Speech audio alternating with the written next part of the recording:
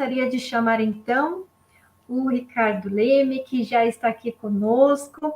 O Ricardo, ele é representante, então, da Walking Football aqui do Brasil, especialista em negócios de alto impacto social pela Fundação Dom Cabral e também em gestão estratégica do esporte pela Fundação Getúlio Vargas. Integra o programa executivo de negócios da Fundação Dom Cabral e do curso de especialização em gerontologia e interdisciplinaridade no Centro Universitário São Camilo e é diretor executivo e um dos fundadores da Walking Foot Brasil, que vai aqui, então, compartilhar um pouquinho dessa experiência de como tem sido aqui. O Walking Football ele tem se espalhado por todos os cantos do mundo e trazendo um pouquinho de como tem sido essa organização aqui no Brasil. Muito obrigada, senhor Ricardo, por estar aqui conosco, pelo aceite do convite. Eu que agradeço, Karina, agradeço a todo mundo que está nos acompanhando. Desejo um bom dia para quem está no Brasil, boa tarde para quem está em Portugal, né? A gente tem essa diferença de horário. É um prazer enorme poder dividir algo que a gente gosta bastante, que é o Walking Football, que é esse esporte com um papel bastante inclusivo da população madura, né? Continuando jogando futebol ao longo da sua vida ou experimentando futebol a partir do próprio processo de maturidade, né? Vai ser um prazer imenso poder dividir um pouco dessa experiência aqui com vocês. Eu trouxe uma breve apresentação, Karina, e eu acredito que ela pode ser interessante para a gente dividir com quem está em casa, para conhecer um pouquinho. Eu vou falar um pouco da trajetória da Walking Football no Brasil, como é que a gente chegou com o esporte, de que maneira que a gente olha para o esporte aqui. Então, se a gente puder compartilhar essa apresentação, acredito que ela pode ser interessante para dividir com quem estiver em casa aqui. Peço desculpas, deu uma instabilidade aqui na internet, agora que eu voltei, peço desculpas, senhor Ricardo, eu vou compartilhar então a apresentação. Tá ótimo, perfeito. Obrigado, Karina. Eu fico muito feliz pelo convite, né? E justamente por a gente falar de aprendizagens, né, 50 a mais, a gente, quando olhou para a introdução de Walking Football aqui no Brasil, para quem não conhece, o Walking Football é uma modalidade de futebol adaptada, né? Um futebol que se joga andando, caminhando, e que ele nasce na Inglaterra com este objetivo de tornar o esporte inclusivo, com menor impacto, menor risco de lesão, né? Justamente porque ele tem algumas regras próprias e faz com que o esporte se torne adaptado e possível de ser jogado por pessoas idosas de todos os gêneros.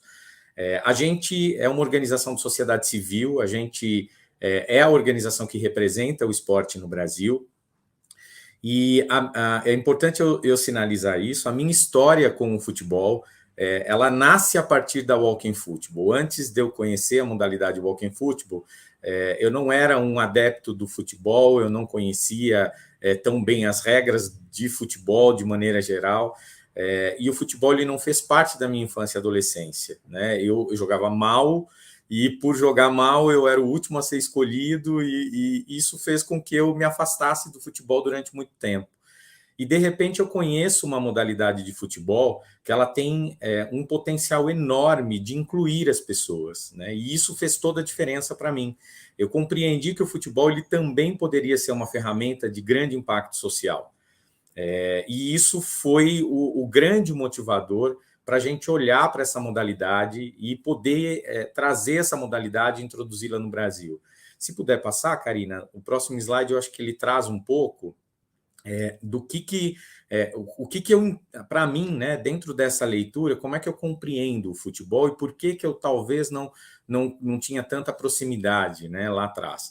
O futebol ele é um patrimônio cultural da humanidade, ele é o esporte mais popular quando a gente está falando de Brasil, né? Ontem, inclusive, a gente teve jogo de Copa do Mundo e o Brasil teve sua estreia na Copa e foi um dos times, foi um time ganhador, assim como Portugal, né, 2 dias atrás.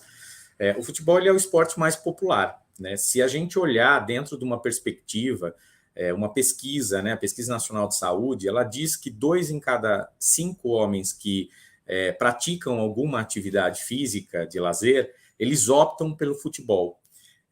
Isso é um dado interessante, mas para a gente, no processo de introdução da Walking Football, a gente entendia que era necessário ressignificar a maneira como esse esporte seria introduzido no Brasil.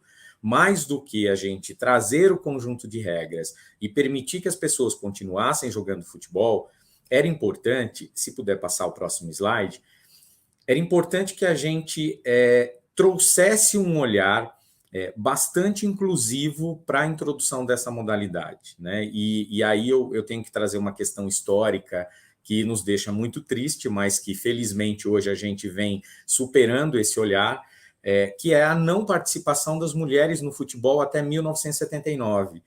No Brasil, por força de lei, as mulheres eram proibidas de jogar futebol, o que para a gente é um equívoco muito grande. Isso era o grande provocador no momento de introduzir a modalidade no Brasil.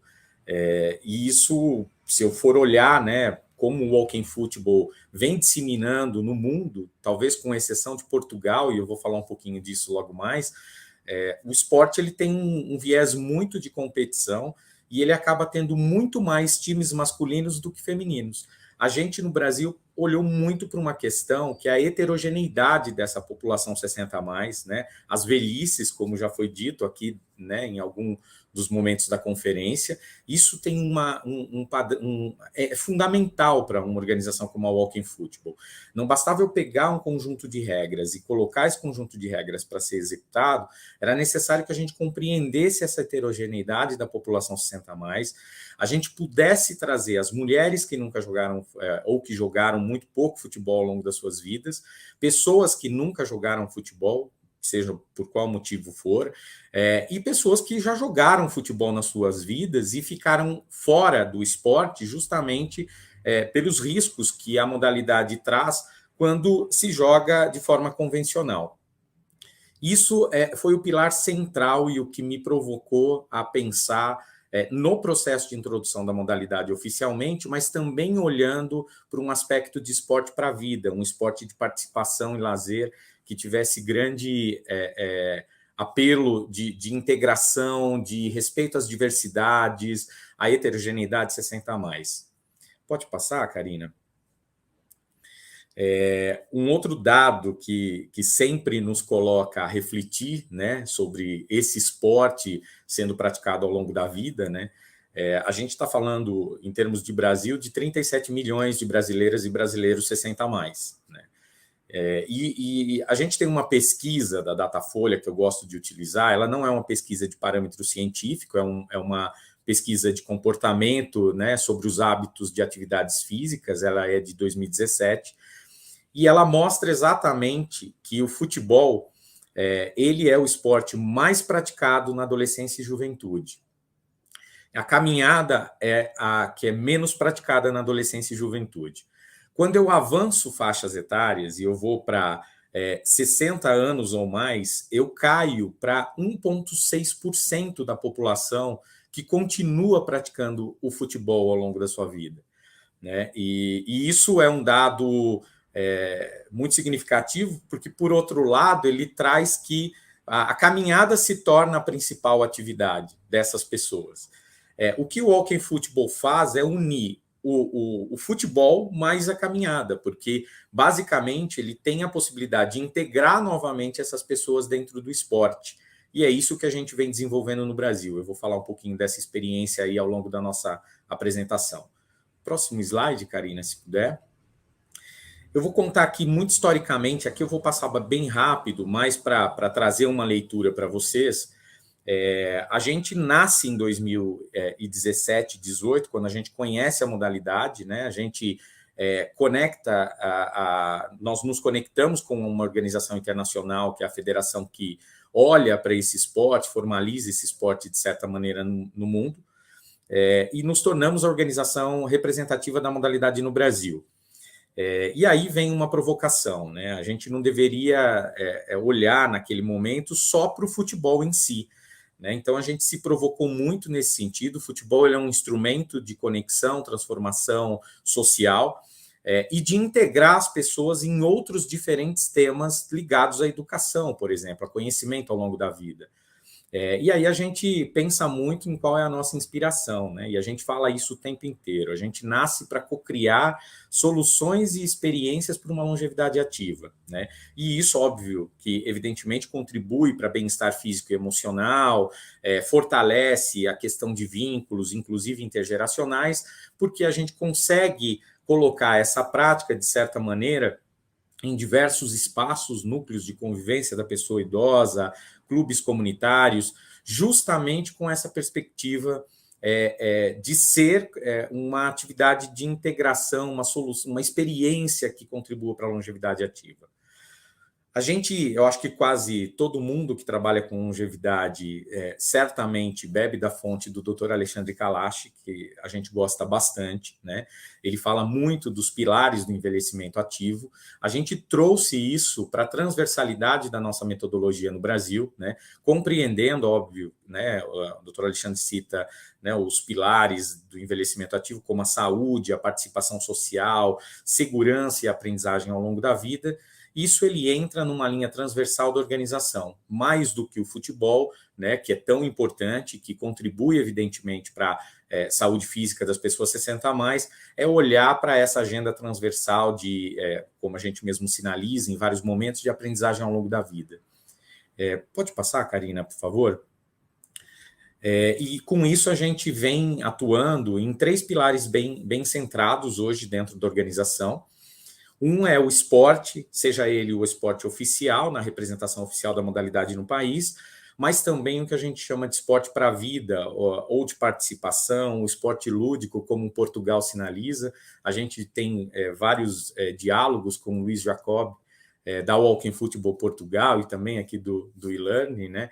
E Portugal também tem este olhar inclusivo e pensando num futebol lúdico, né? Num futebol que tem essa capacidade de incluir, de trazer as pessoas para uma participação social.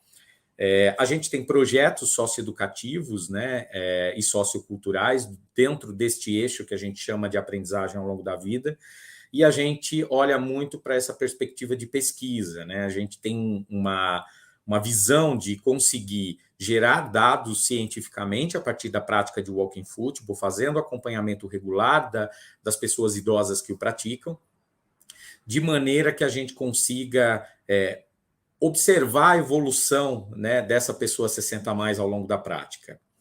Pode passar, Karina? Aqui é uma breve descrição da nossa história, eu acho que passo muito rapidamente, né? Mas é mais para detalhar. 2019, efetivamente, né? Antes a gente mergulha sobre metodologias e entende essa heterogeneidade antes de colocar a prática para ser desenvolvida em diferentes espaços. 2019 é quando a gente se constitui juridicamente como uma organização de sociedade civil, com o apoio do Machado Meyer Advogados, que é o nosso parceiro de responsabilidade social. E nesse momento, a gente cria conexão para levar o esporte para núcleos de convivência da pessoa idosa. Isso são espaços onde a pessoa idosa passa parte do dia desenvolvendo uma série de atividades. Um desses núcleos, por exemplo, que foi um dos pioneiros aí em receber a modalidade aqui numa parceria com o Walking Football, foi a Liga Solidária, onde a gente desenvolve uma série de ações com esse parceiro. 2020, eu preciso abrir um parênteses, né? Não se joga futebol à distância, né? E a gente sabe muito bem que todos nós tivemos o grande desafio de vivenciar uma pandemia e que teve um impacto muito grande na população 60 a mais no Brasil. O que a gente procura fazer nesse período, e foi super importante, é fortalecer os projetos de conhecimento ao longo da vida, não perder a conexão e o vínculo com essa pessoa idosa que não estava mais presente nos núcleos de convivência, né? Então, a gente criou caminhos de ensiná-los a utilizarem algumas tecnologias para que a gente criasse condições de desenvolver a prática à distância, né, de uma atividade física. Nós fizemos uma parceria com o Grupo de Neurologia Cognitiva do Hospital das Clínicas, da Faculdade de Medicina aqui de São Paulo, através do Revivendo Memórias, que é um projeto deste núcleo, que trabalha as memórias afetivas, né, utilizando o futebol como uma ferramenta de trabalhar estas questões, sejam elas cognitivas, de bem-estar emocional. numa parceria com o Museu do Futebol, a gente atendeu centenas de pessoas idosas desses diferentes núcleos, justamente para que a gente conseguisse manter ali uma participação deste idoso num momento muito sensível, que foi o da pandemia. A gente recebe, em 2020, o Selo de Direitos Humanos e Diversidade, aqui da cidade de São Paulo. 2021, a gente avança participando de novas redes, como a REMES, que é uma rede de esporte para a inclusão social. A gente faz parte hoje dessa rede no Brasil. A gente passa a ser acelerado por um programa de impacto social chamado VOA, promovido pela Ambev, e a gente escreve os primeiros projetos de lei de incentivo do esporte. Para quem está, talvez, em Portugal, né, o Brasil ele tem um mecanismo de fomento ao esporte com apoio da iniciativa privada, de maneira que as empresas podem fazer a dedução fiscal de imposto de renda, de uma pequena parcela desse imposto de renda, 1%, destinado para projetos que geram impacto positivo por meio do esporte. A Walking Football aprovou projetos dessa natureza e 2022, efetivamente, esse momento que a gente está vivendo, a gente tem a alegria de dizer que a gente tem o esporte incrementado ou em fase de incrementação por meio da lei de incentivo de esporte em 10 núcleos de algumas cidades brasileiras. Fico feliz, eu ouvi há pouco a Orlinda do Celete comentando do trabalho dela em Jundiaí. Jundiaí é uma das cidades onde o núcleo de Walking Football está fomentado aqui no Brasil. E aí nós temos parceiros aqui como Pfizer, né, parceiros globais, Pfizer, Itaú, Ambev, e parceiros locais que também nos apoiam para que a organização se fortaleça cada vez mais. A gente recebeu novamente em 22 o selo pelo 3º ano consecutivo de Direitos Humanos e Diversidade do município de São Paulo. Eu acho que agora a gente entra, mais já caminhando para depois poder tirar dúvidas com vocês, né? Mas por uma fase de como que a gente vem introduzindo essa metodologia hoje no Brasil. Pode passar, Karina, por favor? Eu sempre gosto de citar isso, né? Quando eu olho, né, a gente tem diálogo com algumas Walking Footballs pelo mundo, né? E eu vejo Portugal, a gente tem uma cooperação muito positiva com o país, olhando para esse esporte como ferramenta de transformação social, compreendendo a possibilidade de levar não só o esporte de competição, né, mas esse esporte lúdico, esse esporte para a vida, né, para dentro da rede de universidades, a RUTES, né, e o trabalho que vem sendo desenvolvido. Este é o mesmo parâmetro que a gente adota no Brasil, é a compreensão de como que eu posso levar esse esporte para espaços diversos, sejam eles núcleos de convivência da pessoa idosa, clubes comunitários, escolas, dentro do Brasil, fortalecendo a modalidade com um método bastante estruturado e que vai compreender as especificidades da população 60+. Pode passar, Karina, por favor. E quando a gente fala de método, né, aqui eu vou falar bem rapidamente, né, foi onde a gente se debruçou, porque o grande objetivo da Walking Football é que a gente disseminasse a modalidade, mas que em diferentes lugares onde o esporte pudesse estar acontecendo, a gente compreendesse alguns pilares que são essenciais no desenvolvimento. Não é só pegar um conjunto de regras e colocar para as pessoas jogarem, né? É preciso entender do que a gente chama na nossa metodologia de sinergia, um desses passos, é compreender contextos, é dialogar com essa população 60+, é ter uma escutativa, é compreender quais são os desafios daquele determinado grupo, para que a gente traga isso para dentro do nosso núcleo educativo e, a partir dali, a gente promova uma experiência que faça sentido para aquele grupo. O Brasil é imenso, a gente tem uma diversidade gigante no nosso país, então não dá para a gente entender que o Walking Football não compreenda esta diversidade, né? Esse eu acho que é o primeiro pilar. O segundo é a gente olhar para quem vai atuar efetivamente com a disseminação dessa modalidade. Né? Como é que eu trabalho uma formação integradora? Eu trago, para além do futebol, os aspectos importantes do processo de envelhecimento a serem entendidos no momento de difusão, de desenvolvimento dessa prática na ponta, nos diversos núcleos dos quais a gente dialoga ou leva essa parceria, né? E esse é uma etapa importante porque ali a gente vai compreender essas velhices, como a gente vem sinalizando, né? Sequencialmente, né, eu tenho um passo a passo, então eu tenho um método hoje no Brasil para esse esporte de participação que tem um conjunto de aulas já preparadas, já organizadas, de maneira que o profissional de educação física na ponta tem um material de apoio que vai fazer com que ele desenvolva a prática já experimentada pela Walking Football Brasil, aqui através do nosso laboratório de prática esportiva, que olhou para essas diversidades, para essas experiências de quem nunca jogou futebol, de quem já jogou futebol, de quem tem algum tipo de comorbidade, né? Então, esse desenvolvimento formativo, esse passo a passo, ele está muito estruturado dentro do método.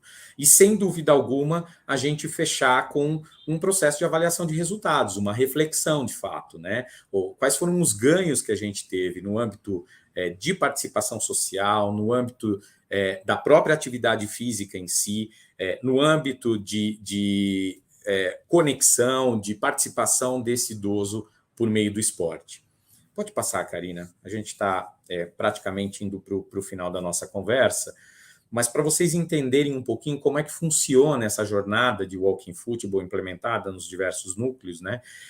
Primeiro a gente faz uma seleção de quem são essas organizações, né, parceiras. A gente, inclusive, agora em 2023, a gente vai abrir um chamamento para novas organizações interessadas em receber a prática na sua cidade, no seu estado, elas possam se inscrever, né, tanto organizações como profissionais de educação física.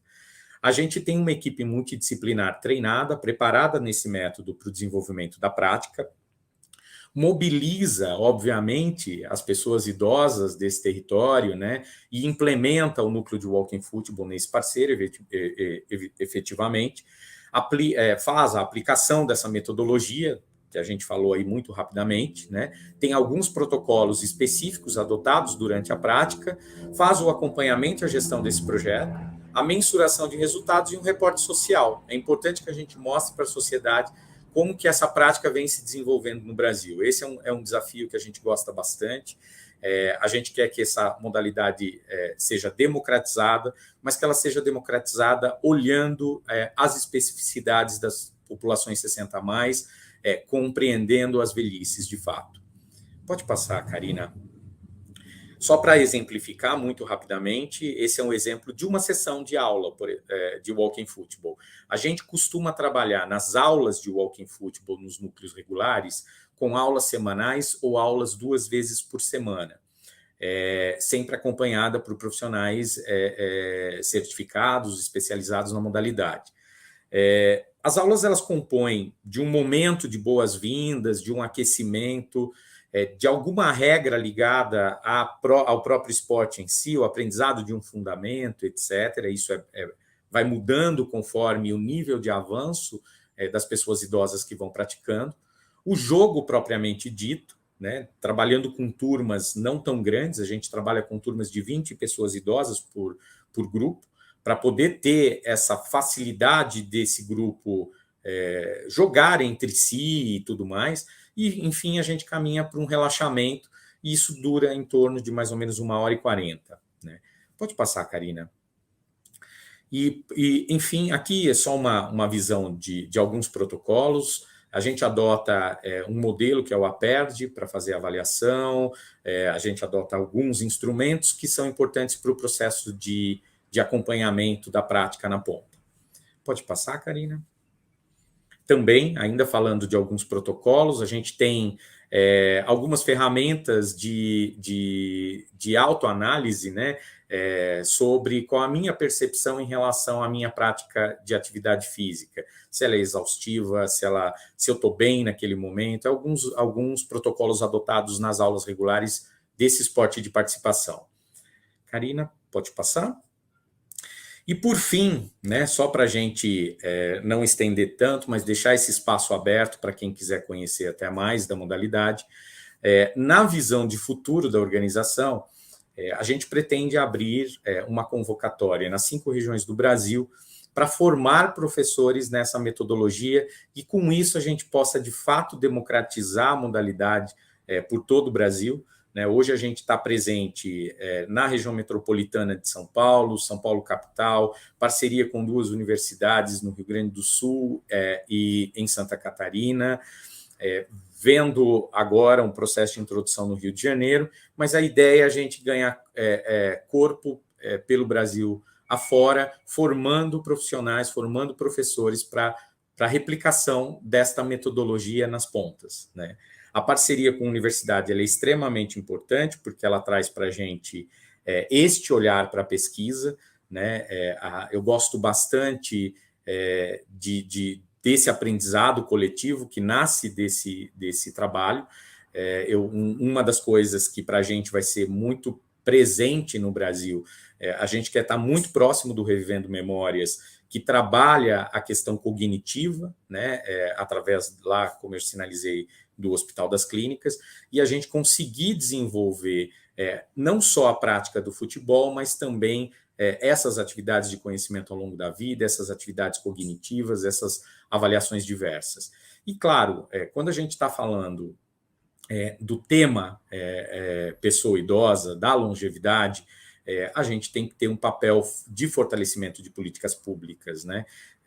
No Brasil, a gente está falando de 37 milhões de pessoas 60 a mais.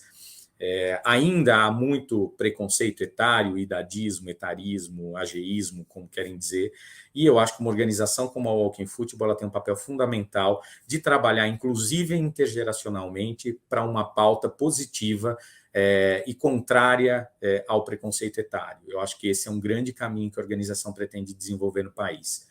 E, por fim, o último slide, Karina, eu deixo aqui o meu contato, né, para quem tiver interesse, fique muito à vontade para falar com a gente. A gente tem uma equipe aqui multidisciplinar preparada, que quer muito desenvolver práticas que façam sentido, compreendendo esses diferentes contextos e olhando para esse esporte que é uma paixão nacional e que a gente quer que as pessoas continuem jogando futebol ao longo das suas vidas, que as pessoas experimentem futebol, mesmo que elas nunca tenham conhecido futebol como parte da sua história, e compreendendo a diversidade que a gente tem, né? A gente sempre fala, o Walking Football é para todas, todos e todes, né? O Walking Football é um esporte em que todas as pessoas precisam se integrar de forma positiva, e a gente sabe que o futebol ele tem essa capacidade de conexão. Eu agradeço muito, Karina, é incrível poder participar de um evento como esse, poder dividir as experiências com vocês, poder agradecer também a essa cooperação, né, com Portugal, né, a gente gosta bastante do Luiz Jacob, e o trabalho que ele vem desenvolvendo de Walking Football em Portugal. Então, estar próximo dessas experiências positivas nos agrada bastante. Eu fico muito feliz por ter participado aqui com vocês. Nós que agradecemos, Ricardo, pela apresentação e por nos inspirar por essa inclusão, né? O futebol ele traz também essa essência, a inclusão. E o quanto dos trabalhos que vocês vêm desenvolvendo, não só despertando a população em geral sobre os benefícios de um esporte ou de um hábito de vida saudável, mas também despertando a sociedade para que haja políticas públicas direcionadas ao estímulo, né? Ao estímulo de um bom envelhecimento. Eu acho que é isso que une também todos os objetivos das organizações que prestam serviços ou que fazem produtos em relação a esse público. Então, nós estamos unindo em rede, né? Eu acho que essa é a essência aqui da Rede Internacional de Projetos e Programas Educativos 50+, é unir cada vez mais essas instituições para que possamos ganhar mais força, visibilidade e impulsionar cada vez mais a mobilização das organizações públicas em relação a isso. E uma das coisas que também me chama bastante atenção na organização daqui do Brasil, do Walking Football, é que vocês fizeram também uma parceria com instituições, né, com ONGs, levando o Walking Football para centros públicos, e essa parceria, então, está sendo realizada, está sendo garantido para que essas pessoas tenham acesso, né? Exatamente. Isso para a gente é o nosso, assim, é o coração da Walking, a gente gosta bastante. Então, eu tenho hoje núcleos de convivência, como Liga Solidária, Colmeia, várias organizações que estão em regiões até mais periféricas, né, onde a prática ela acontece na ponta. Né? E essa prática ela é uma prática gratuita, é levado de maneira gratuita para esses espaços. Claro que a gente tem patrocinadores empresariais por meio seja de lei de incentivo ou de investimento direto, que faz com que a gente leve o esporte para esses lugares. E a gente tem parcerias com secretarias de esporte ou de desenvolvimento social de alguns municípios, Cajamar, Jundiaí entrando agora, Guarulhos, que também começa a partir desse ano. Então, são municípios onde a gente vai ter isso usando o equipamento público. Essas parcerias elas existem muito mais na concessão do equipamento público para a prática acontecer dentro desses espaços. Isso para a gente é o que a gente mais gosta de fazer. Nós temos aqui um comentário, acho que provavelmente alguém que desfruta de todos esses benefícios do Walking Football. Ele fala que se sente muito melhor fisicamente, depois de começar a praticar esse esporte. Ele tem 71 anos e voltou a correr novamente. Então, é bastante significativo todo esse trabalho que vocês têm desenvolvendo. Eu agradeço demais a sua participação aqui hoje, tanto da Orlinda, tendo a primeira experiência, né, colocando um pouquinho do Celeste, quanto do Ricardo. Muito obrigada, nós agradecemos. Eu que agradeço, Karina. Obrigado a todos e todas que estiveram aqui junto com a gente. Um grande abraço aqui para vocês. Muito bom, então nós avançamos um pouquinho do horário, mas chegamos ao fim da 7ª Conferência Científica Internacional de Programas Educativos para 50+. Nós teremos ainda uma última palavra final, como encerramento, do Dr. Alejandro, diretamente da Espanha, da Federação FEGAUS, que também é membro diretora da rede iLearning 15+, mas teve um contratempo, então ele não poderá estar conosco nesse momento. Então, eu faço aqui um encerramento muito simbólico, agradecendo a participação de vocês, e que vocês possam multiplicar esses saberes, porque é essa a ideia, que a gente compartilhe as informações, mas que depois desse momento, nós podemos também compartilhar em nossas outras redes, né, rede de amigos, redes profissionais, para que todos esses temas, esses conteúdos que nós debatemos aqui hoje, recebemos como uma forma de palestra, uma forma de workshop, na forma dos painéis de ontem e hoje, eles possam ser realmente multiplicadores. Então, eu agradeço demais. Eu vou pedir também para que vocês nos sigam nas redes sociais. No começo do evento do nosso segundo dia, deixamos as redes sociais, então, por favor, sigam lá. Aqui está o Instagram, @ilearning50.network.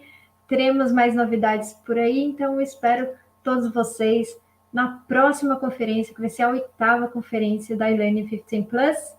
Eu desejo uma boa tarde, um bom dia e até a próxima.